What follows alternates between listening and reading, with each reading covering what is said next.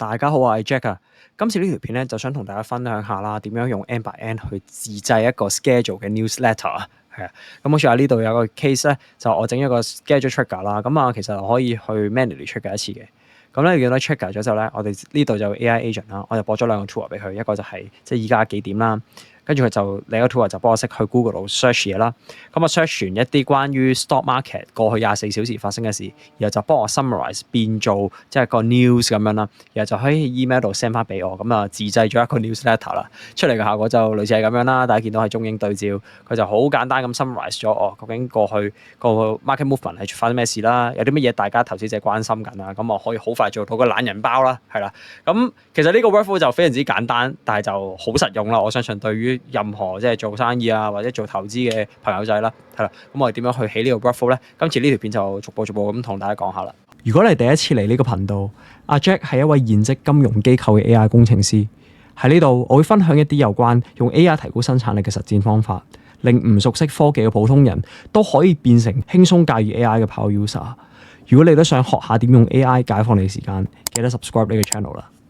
好啦，咁 step one 啦，我哋都係起翻一個 schedule trigger，擺喺個頭先啦。咁我哋擺翻做 daily 咁 trigger 啦。咁啊 time interval 揀翻1，然後咧喺夜晚1點啦，或者12點啦，大家揀一個自己中意嘅時間 trigger 俾自己就 OK 噶啦。set 完之後咧，我哋就會用翻最傳統嘅 AI agents 啦，係啦。咁呢個位咧 AI agents 啦，我哋就可以即係我陣先講個 prompt 點寫啦。咁啊好簡單就要教翻，因為我哋想用 email 形式 send 翻俾自己啦。咁所以個 output format 咧就要揀翻 require specific format 嘅。有咗呢個 require specific format 咧，我哋咧就會多咗呢個 structure output parser 嘅。咁咧就好快簡單改翻，就我哋要有個 title 同埋 body，咁啊個 type 係做翻 string 就 OK 啦。咁就 make sure 佢每一次 output 咧都係一 pair，好似即係有個 title 同 body 咁樣用純文字俾我哋去 map 翻去嗰個 email 度 OK 噶啦。咁 model 咧就我呢度簡單就用翻 Open Router 啦，就駁咗 Gemini 個 Flash 嘅啫，係啦，冇咩 fancy 嘢嘅。呢個位咧就並不需要加嗰啲 memory 嗰啲嘢噶啦，因為每次都係 one off 咁樣，咁加個 memory section 都冇乜意義。咁咧 Tour 呢邊咧你可以加翻一個 daytime 嘅。咁 daytime 去俾翻個 LLM 知道我哋依家個 current time 係幾時。如果唔係佢係 stateless，佢係唔知道你講緊過去嗰24小時，咁你 base on 咩 time frame 咧？我哋一定要俾翻個鐘佢嘅。最重要一步咧就係加翻呢個工具咧，叫做 Tiffany。好啦，咁 Tiffany 係一個咩嚟嘅咧？其實就係一個 API 嘅 tools 啦。咁佢最主要咧就係幫你咧俾個 AI agents 啦，去有能力去 search 到 Google 上嘅嘢啦。然後佢就可以 extract 翻啲 information 俾你去做翻個 summary 等等啦。咁我用嘅時候咧，大家嚟到 Tiffany 嘅 website 咧，就可以撳翻 sign up 啦，去 log in 翻你 Google account 啦。咁你免費好似每個月咧，免費 quota 都有1000個 credits 嘅，其實夠晒大家攞嚟做 demo 做prototype 噶啦嚇。咁你 log in 咗之後咧，下面有個 default 嘅 API keys copy 翻落嚟，咁去翻你嘅Tiffany 嘅呢個 tool 啦，係撳翻一下，然後咧第一次 connect 就要撳翻個新 credential。咁啊 paste 翻 API keys save 翻，佢就會識得睇下 connect 到噶啦。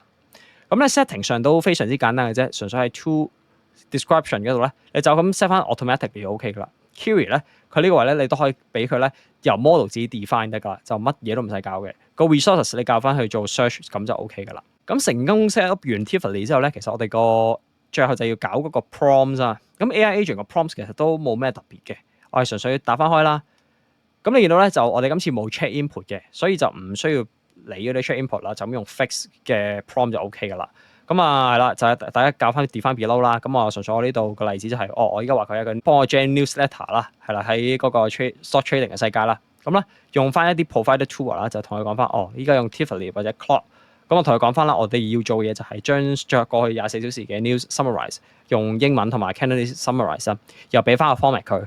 咁呢度你見到我就整得比較求其啲啦，咁大家可以根據自己想要嘅 format 啦，自己去即係執一執你想要嘅嘢啦，係啦。咁啊寫翻個 requirement，我最少要50字嘅咁樣，咁大家呢個位又係可以自己 adjust 嘅。咁整完之後咧，其實咧最後就駁翻一個 Gmail 嘅 send message 啦嘅 component 啦。咁如果你唔知道點樣 set email 咧，睇翻我哋條片係教大家點樣去 set up 呢個 Google connection 嘅，係啦。咁咧入翻嚟之後咧，純粹咧。即係 connect 完啦，大家 send 翻個 message，然後 send 翻去自己嘅 email 度，然後將翻咧我哋上一個 component 個 AI agent 嘅 title 扯翻落去 subject，同埋 body 咧扯翻落嚟，咁咧 email type 咧 set 翻做 text 咧，咁就 OK 噶啦。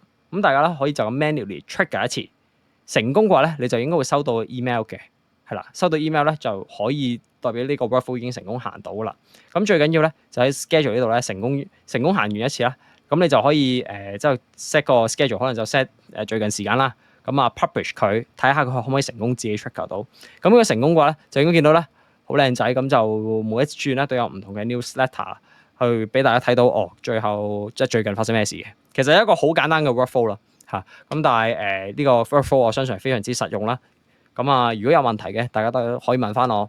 咁我阿 Jack，拜拜。今日條片係咁多啦。中意呢條片嘅記得 like 同埋 subscribe。我哋下次見。